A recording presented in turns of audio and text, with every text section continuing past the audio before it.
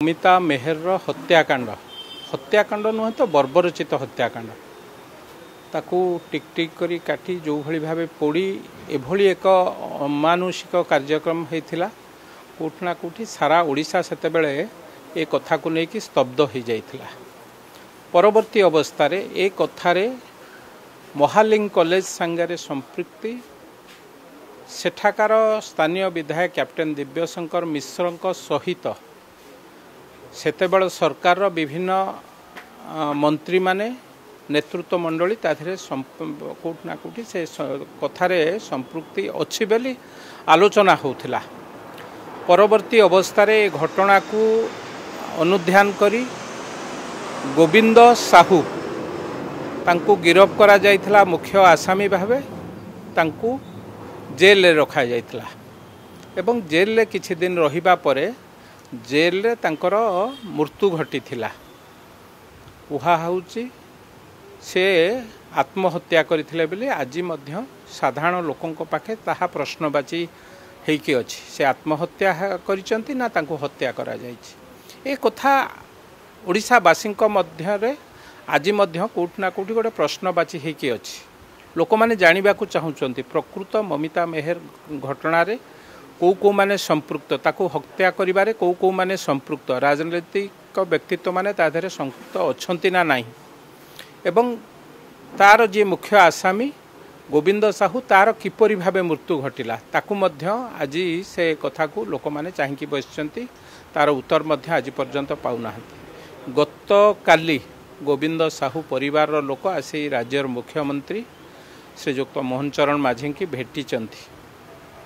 ता परिवार पाई दाबी करिसंती सीबीआई तदंत बोधे कि भली भावे आम गोविंद साहू ताधरे संपृक्त अच्छी कि नहीं ए कथा से माने दाबी करिसंती। गोटे सरकार 21 मसीह घटना घटी सेतेबेले सरकार एभली भावे से घटना को रूप देले कोठना कोठी सरकार तांको दलर लोक को बंचौथिले बेली साधारण रे आलोचना होउथला।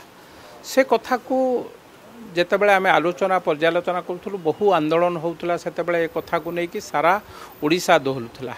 आज जेतेबेले भारतीय जनता पार्टी सरकार आसी दुई परिवार ममिता मेहर परिवार हुंतु गोविंद साहूर परिवार हुंतु ममिता मेहर परिवार चाहुचंती जो जो मान सेतिरे आसामी बा दोषी थिले तांकु किभली भावे धरा जाई तांकु दंड दिया जिवो। गोविंद साहूर परिवार गतकाली भेटिचंती एवं गोविंद साहू को आमे दोषी नुह बोली जहाँ शुणी मु तो पूरा प्रकृत कथा तथ्य पर्यंत पाई नाही जेति कि मु टीवी चैनल देखी आमे ताधरे गोविंद साहू दोषी नुह तांकु फसिया जाइछि कि सीबीआई तदंत दाबी करछि। किंतु राज्यवासी चाहिकी बसिचंती ए घटना रे जीए संश्लिष्ट तांकु धरा जाई आउ जो माने ताधरे संश्लिष्ट अछंती पॉलिटिकल लोक ताधरे संपृक्त अछि ना नाही पॉलिटिकल लोक माने काहेकि से कॉलेज को जाउथिले बारंबार जाउथिले एवं कॉलेज एटमॉस्फियरटा खराब होतला कॉलेज बदनाम हला से घटना पाई तो सब कथा को अनुध्यान करी मु निश्चित भावे सरकार को ऊपर यथेष्ट भरोसा अछि। साधारण लोकंकर सरकार ए सरकार विगत सरकार भली सरकार नुहे तेणु राज्यर मुख्यमंत्री ऊपर समस्तंकर भरोसा अछि। ममिता मेहर परिवार मध्य भरोसा अछि गोविंद साहूकर परिवार मध्य भरोसा अछि। तेणु समस्तंकर कथा को आलोचना पर्यालोचना केस मैटर देखी मु भाबुची राज्य सरकार ठीक निष्पत्ति नेबे जो माने घटना रे संपृक्त थिबे से माने दंड पाइबे। लगुच कि जदि केस रिओपन हुए पूर्व सरकार समय जो मैंने थिले मुखा खोली जहाँ कर्तृत्व पदारे पड़ो नहीं निश्चित भावे देखंतु से कथा तो आलोचना साधारण लोकंक भितर आलोचना थिला।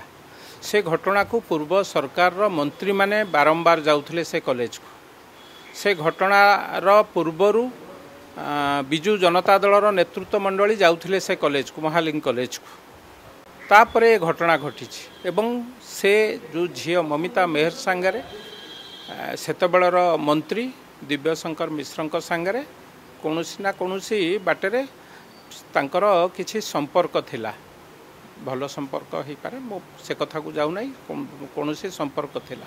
तेणु से कथा को जेतेबेले से घटना घटी झीर मृत्यु होईची बा झील को मारी दिया जाइची साधारण लोकंक मनरे मध्य प्रश्न अछि। ये सरकार जानी शुणी ताकू हत्या करिसंते एवं हत्या कला परे घंट घोड़ैला भलिया जो माने दोषी तांकू घंट घोड़ा जाइछि गोटे झील को मारिकी छोट टिकटिक करी ताकू पोड़ीबा केते माने अमानुषिक काम आपण माने बुझुथिबे तेणु राज्यवासी आज मध्य चाहिकी बसिचंती तेणु ए सरकार बा मोहन माझींकर सरकार निश्चित भावे ता उपरे पर्दा खोलिबो मु भाबुची आ जो माने से घटना दोषी थिबे निश्चित भावे दंड पाइबे। जदि आपंक आम भिडी भल लगा तेब आम चैनल को लाइक शेयर और सब्सक्राइब करने को जमा भी भूलु नहीं।